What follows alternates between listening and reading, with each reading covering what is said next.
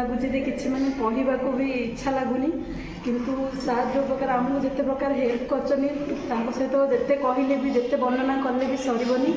First of all ମୁଁ ତ ମେଟ୍ରିକରେ ବହୁତ ମୋ ରେଜଲ୍ଟ କମ୍ ଥିଲା, ସେଥିପାଇଁ ମୁଁ ଭାବୁଥିଲି ଲାଇଫରେ କିଛି କରିପାରିବିନି, ଆଗକୁ ମୁଁ ଯାଇପାରିବିନି ଭାବୁଥିଲି। କିନ୍ତୁ ସାର୍ ଯେହେତୁ ମୋ ଭାଇ ଏଇଠି ପଢ଼ୁଥିଲା, ସିଏ ମୋତେ ସାର୍ଙ୍କ ବିଷୟରେ କହିଲା ଏଇ ଭଲ ଟିଚର ସବୁ, ତାପରେ ମୁଁ ଇଲେକ୍ଟ୍ରିସିଆନ୍ ଟ୍ରେଡ଼ରେ ଜଏନ୍ ହେଲି।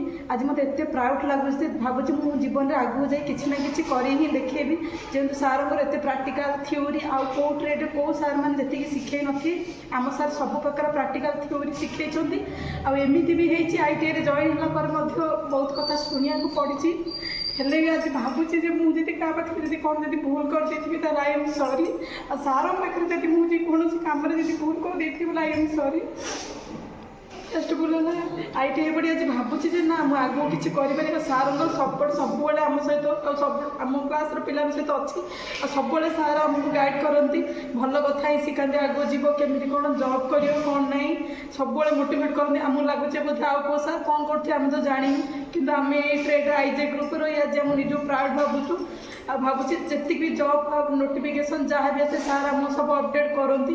ଆଉ ଭାବୁଛି ସାର୍ଙ୍କର ଏଇ ମାନେ ଏଇ ଆଶୀର୍ବାଦ ସାର୍ ଆମ ପାଖରେ ଅଛି, ଆଗକୁ ମଧ୍ୟ ସାର୍ ଆମକୁ ହେଲ୍ପ କରିବେ ନିଶ୍ଚୟ।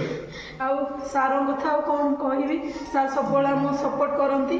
ଆଉ ଭାବୁଛି ଆମେ ଏ ଟ୍ରେଡ଼ରେ ରହି ବୋଧେ ଭଲ ହେଇଛୁ, କାହିଁକିନା ଯେଉଁ ପ୍ରକାର ଯେଉଁ ଟ୍ରେଡ଼ରେ ଆମେ ପାଠ ତ କିଛି ଯାହା ଆମେ ସବୁ ସାଙ୍ଗସାଥିମାନଙ୍କଠୁ ଶୁଣିଛୁ, ଏଇ ଟ୍ରେଡ଼ରେ ବହୁତ ପ୍ରାକ୍ଟିକାଲ ଥିଓରି ସବୁ ପ୍ରକାର ଶିକ୍ଷା ଆମେ ଏଇ ଟ୍ରେଡ଼ରୁ ହିଁ ପାଇଛୁ।